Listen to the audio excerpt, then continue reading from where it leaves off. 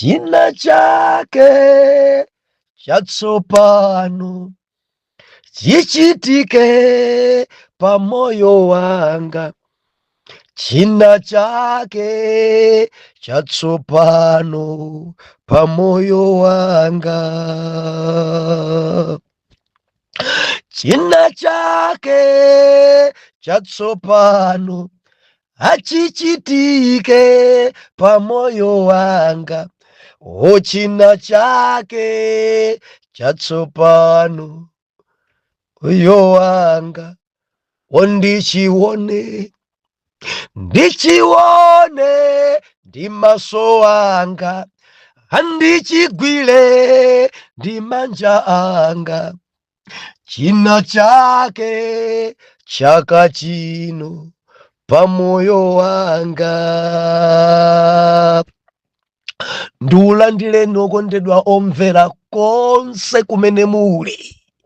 Heneleke ichale mtumiki wanu believer lero pa 1 January 2025 movie wachiponyeponye madalitso atsopano.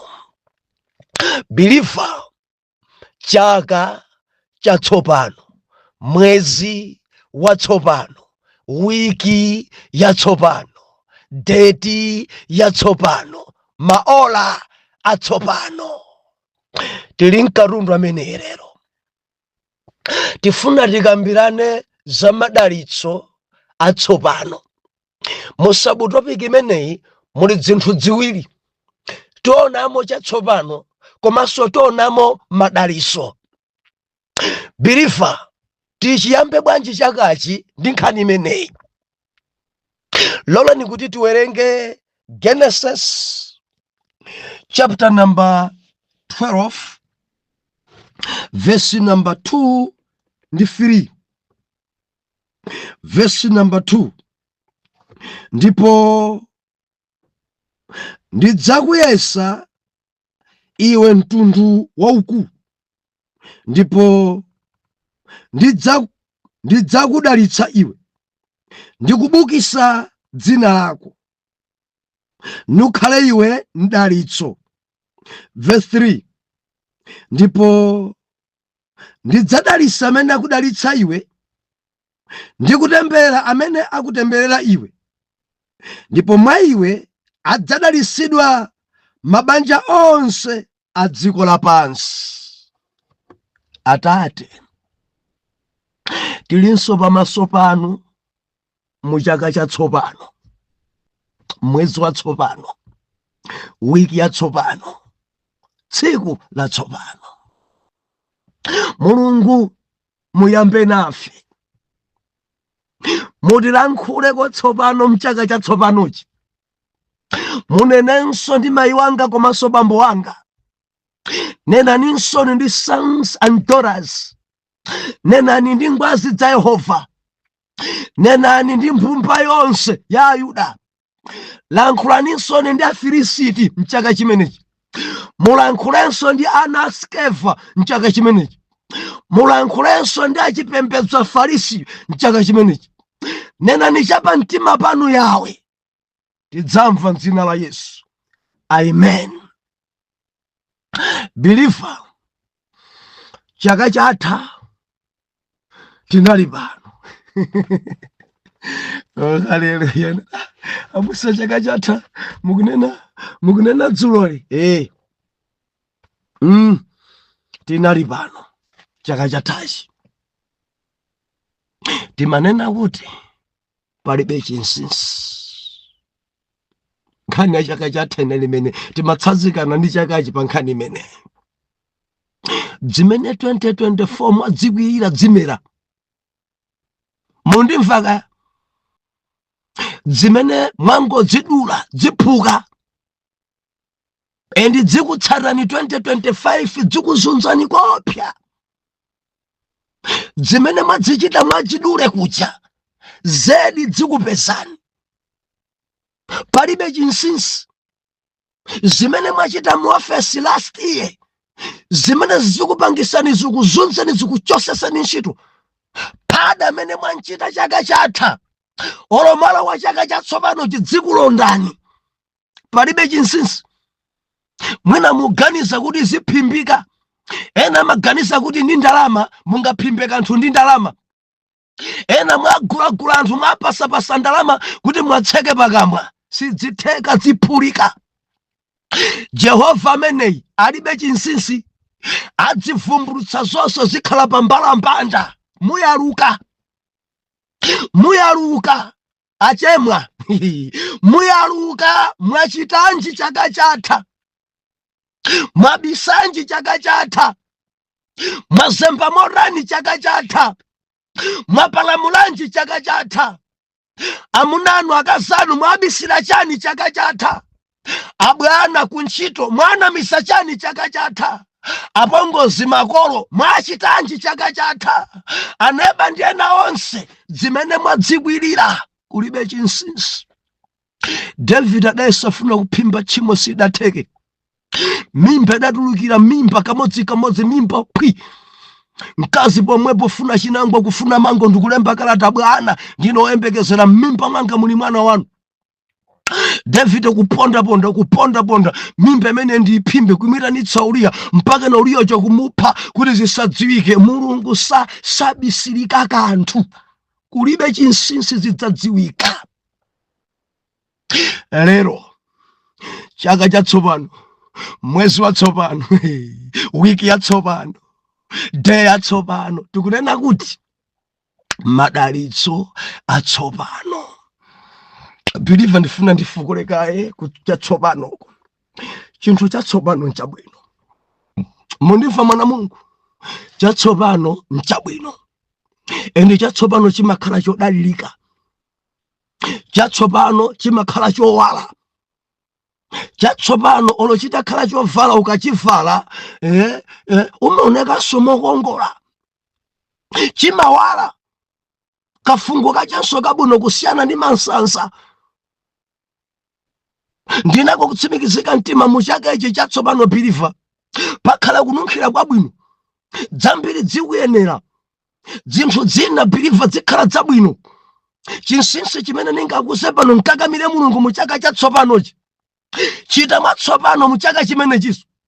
Mapemphero ako akhala atsopano nkakamira kwa mpira mbuye muchaka chimenechi, kuteko pali zatsopano zochuluka mchaka chimene zikukudikira. Ndili ndi chilimbikitso mwana Mulungu, chaka chathachi wadusa maphwepherezeka, wadusa ni misozi, olowalo wa chaka chatsopano koma misozi lipatsaya pako. Lero ndili nacho chilimbikitso, tiupembedza Mulungu wabwino kwa mpiri amene chatsopano chichitike pa moyo wako, chinsinsi unkakamire Mulungu.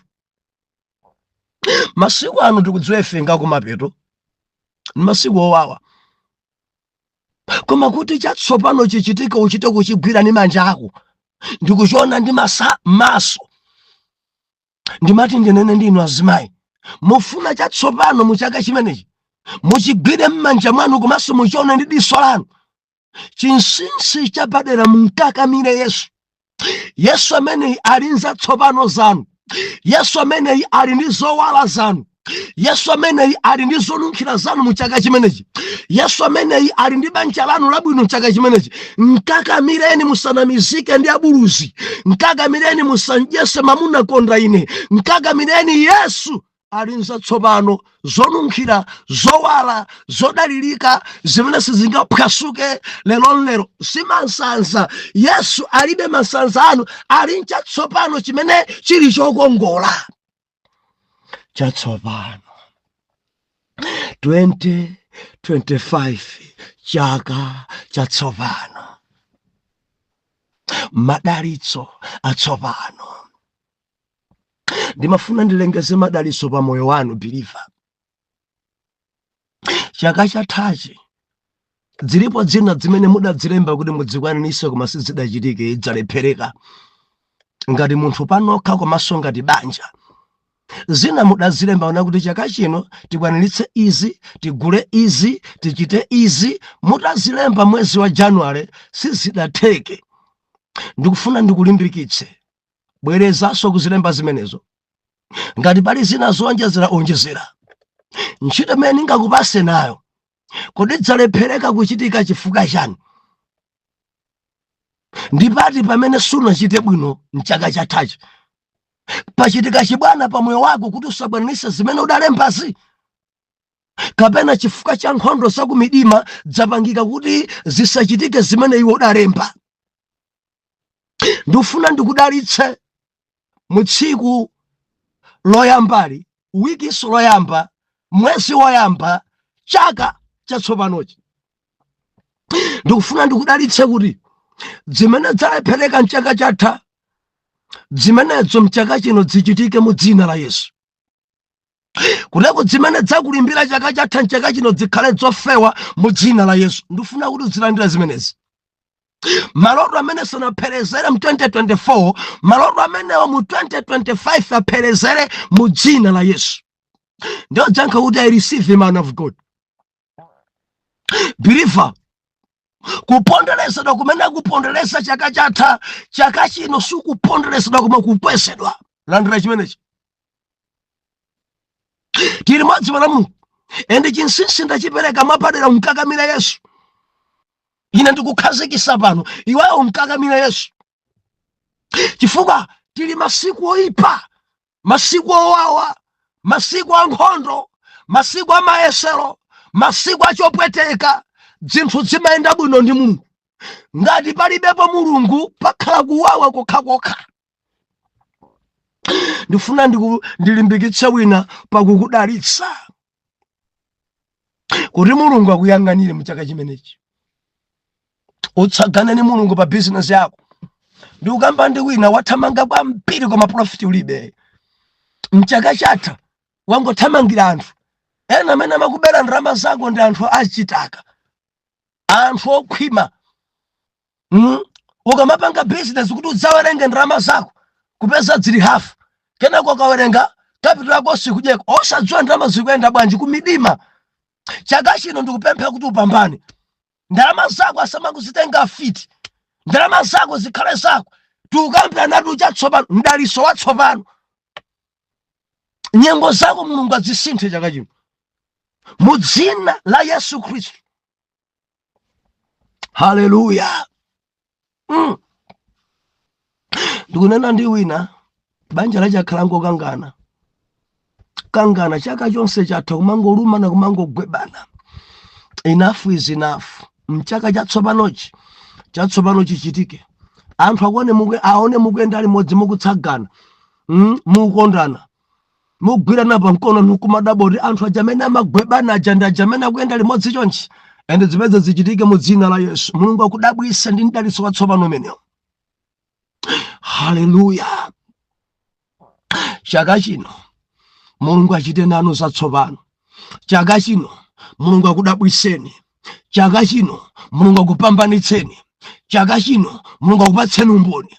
Chaka chino zamphamvu zichitike.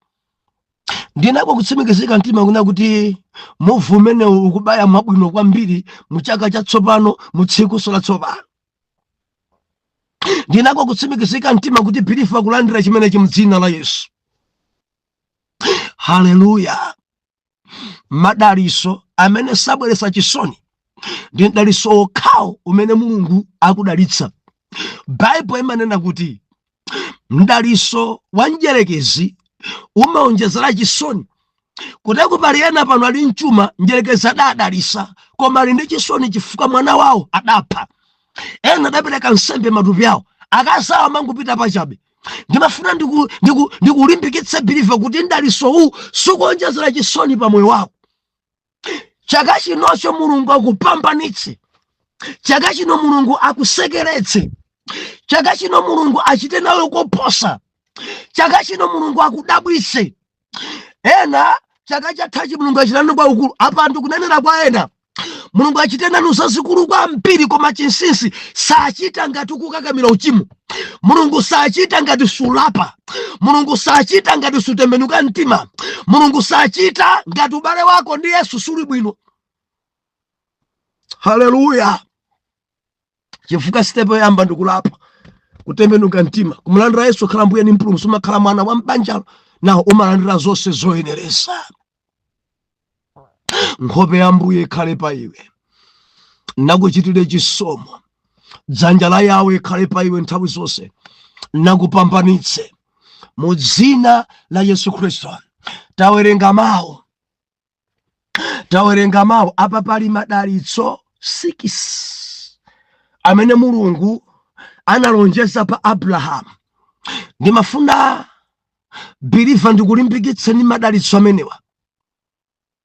Chinsinsi ukhale omvera, ukhale omkonda Mulungu, chifukwa Mulungu adamuza Abrahamu ukangomvera zimenezi. Endi mawu otsagana kuti madalitso pakumvera. Biliva, khala omvera Mulungu osati ambuye ako, khala omvera Mulungu osati asing'anga, khala omvera Mulungu osati agogo, chifukwa zinthu zina zimene agogo amanenazi zimatsutsana mawu Mulungu.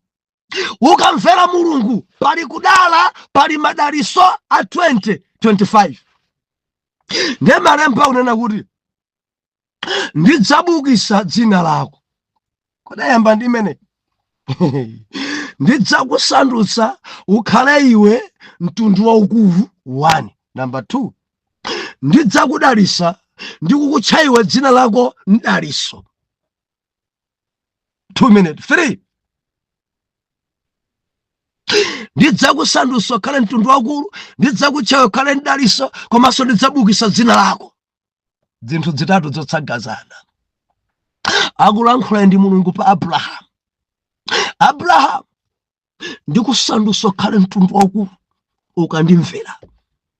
Ndidzakudalitsa ndi dzina lako lidzakhala mdalitso ukandimvera. Ndidzabukisa dzina lako ukandimvera. Endi mukawerenga Baibulo yanu ngati pali munthu otchuka m'Baibulo ndi Abrahamu. Bambo ake ngosatchuka, enanso bambo ake sandziwa. Tikamakamba zoti bambo ake wa Abrahamu ndi Tera, ene muna Tera sadziwida kudziwa kuno. Amene amatchuka kwambiri ndi Abrahamu. Mudzafika cha adali mwana omvera, adayenda momvera Mulungu, endi malonjezano a Mulungu adachitika pa iye. Muchaka chino chatsopano, madalitso atsopano biliva ndimafuna ndilengeze ichi pa moyo wako. Ukayenda momvera Mulungu 2025 dzina lako alibukisa. Landira chimene chimo dzina la Yesu. Wakhala kutumikira koma dzina lako njosabuka.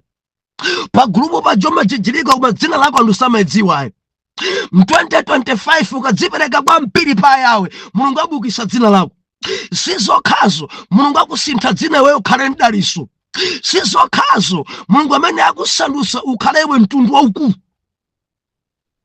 Tikamana kuti Mulungu wa Abrahamu ndikusandulitsidwa kukhala mtundu big. Tili mwadzi mwana Mulungu. Awa ni madalitso atatu amene adalonjezedwa pakumvera. Now, Jehova kumulonjeza kuti ngati ungakakhaledi pamalo pamene ndikufuna pali zinthuzo zitatu. Anati bwa ndidzadalitsa amene akukudalitsa iwe. 1. Number 2, ndidzatemberera amene akutemberera iwe. Number 3, mabanja onse okuyandikira kudzikoko adzadalitsika chifukwa cha iwe Abrahamu. Ndimafuna ndinene kwa omvera, pali madalitso apapa mchaka chatsopano chino okwana 6. Number 1, dzina lanu Mulungu abukisa. Number 2, akusandutsani mukhale mtundu big. Number 3, dzina lanu asintha mukhale inu yodalitso. Number 4, Jehova adzadalitsa amene akukudalitsani. Number 5, Jehova adzatemberera amene akukutembererani. And number 6, anthu onse okuyandikirani onsewo Jehova adzadalitsa. Adzadalitsa kuti ayandikira mwana wa Mulungu. Ndikulimbikitsa wina wake mmawa uno. Ndikulimbikitsa wina wake nyengo zake zili zolimba. Ndikulimbikitsa wina wake sakumvetsetsa nyengo zake ngakhala wa nchaka chatsopano koma misozi ili patsaya. Ndifuna ndikulimbikitsa Mulungu amene tikumpembedza ni Mulungu wopya. Mulungu amene amakonda anake amachosa palowa lefu nkuwayika pahayi. Ina ndi mboni ya zimenezi. Ndamona Mulungu akunditola padzala. Dziko itanditaya.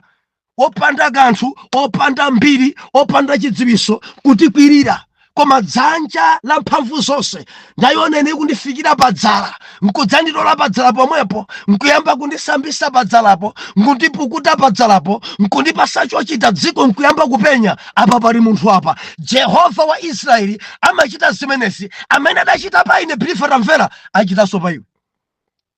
Mdalire, mumvere, dzipereke kwa iye, mpembedze mu mzimu ndi choonadi. Mulungu achite nanu. Mumalima kwambiri koma simumakolola. Mulungu asinthe mbiri zimenezi.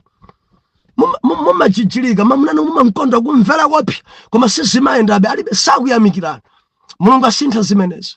Banja lanu yolimbikira kwambiri koma moyo wanu kumangokulukutika chaka ndi chaka. Mulungu asinthe zimenezi. Lero ndikunena za mdalitso watsopano. Akuyendereni, achite nanu chatsopano. Ndi ukampa ndi banja lina makhala mukunyozedwa, mumatengedwa ngati opanda nzeru.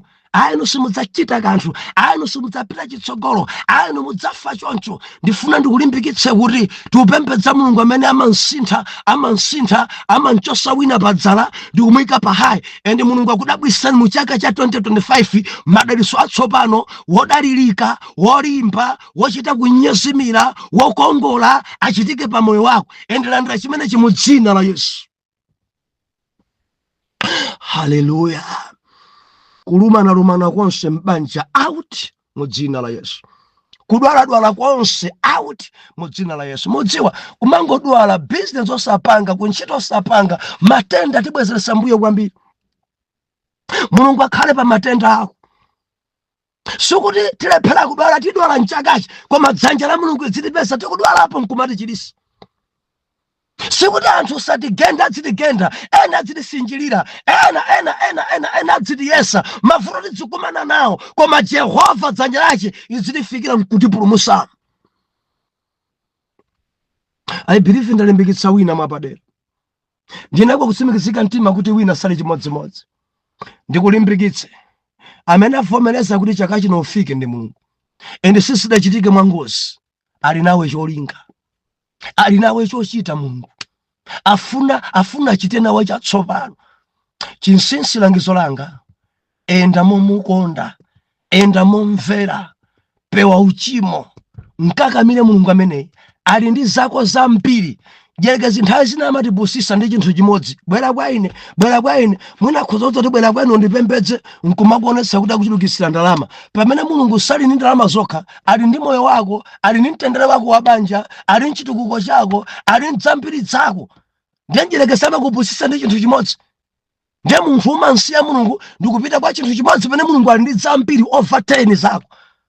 Ndikupemphe kuti chaka chino bwanji udzipembedzera nawo. Ndikupemphe chaka chino bwanji usale nawo kudya anthu amene akwamba fasting. Ndikupemphe chaka chino bwanji ujijilike kwambiri pamaso pa Mulungu kuti Mulungu asinthe mtundu wako, abukise dzina lako, ukhale mdalitso. Mudziwa ukhala chitonzo nthawi yayitali, abale akamakuona kubwera kukuthawa kuti ubwera dzapempha. Mudziwa anthu amene ali mdalitso mabanja mwawo akamabwera machita kuthamangidwa kunjira. Ankolo, sister, pamudzi ponsepo kuti mene akubwera uja tidya ndiwo zatsopano. Breakfast yathu asintha, chifukwa kubwera uja ndi mdalitso. Koma ukakhala kabunthabuwe, zedi chikwama chako mafika nacho wekha kachilowesa kuchipita. Anthu kumangokuyang'ana bwanja tabwera kudzapempha kudzatenga zinthu. Amangokuyang'ana kunseuko, iye angamabwere kuno, adasiya zinthu zache kuno. Ndikufuna kuti chaka chino Mulungu akusinthe.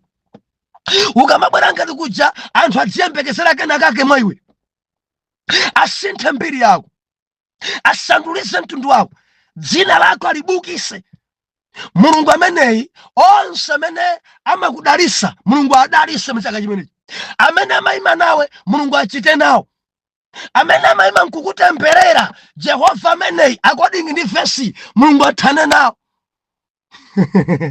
Haleluya. Onse amene wayandikira Mulungu achite nawo kokokolo.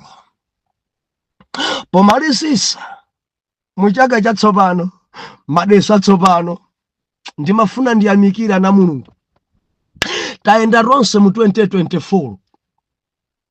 My intercessor, ngwazi za Mulungu, sons and daughters, omvera nonse, ku overseas komanso ku Africa kunenetsa ntchito iyi. Ine ndaona Ahuri, ndaona ine Aaroni mu ntchito imeneyi, ndaona ine makungubwi atatenga chakudya cha Eliya, ende n'chifukwa chache Mulungu akuvomerezani kuti legeni ya mulenje sakugendeni.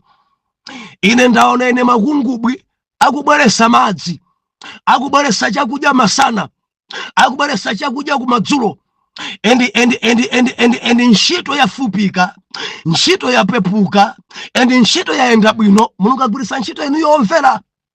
Ena mwatitumikira ndi chuma chanu, ena mwatitumikira m'mapemphero, ena mwatitumikira potilangiza, ena mwatitumikira potiphunzitsa, ena mwatitumikira potichenjeza, ena mwatitumikira potipasa nzeru, ena mwatitumikira potithandiza mapulogalamu pa gulupu.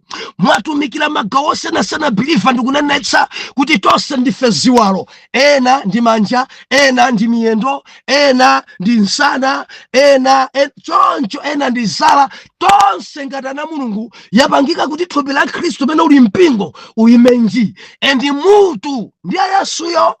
Tonsefe ndife ziwalo. Now chiwalo chilichonse chili ndi ntchito yake.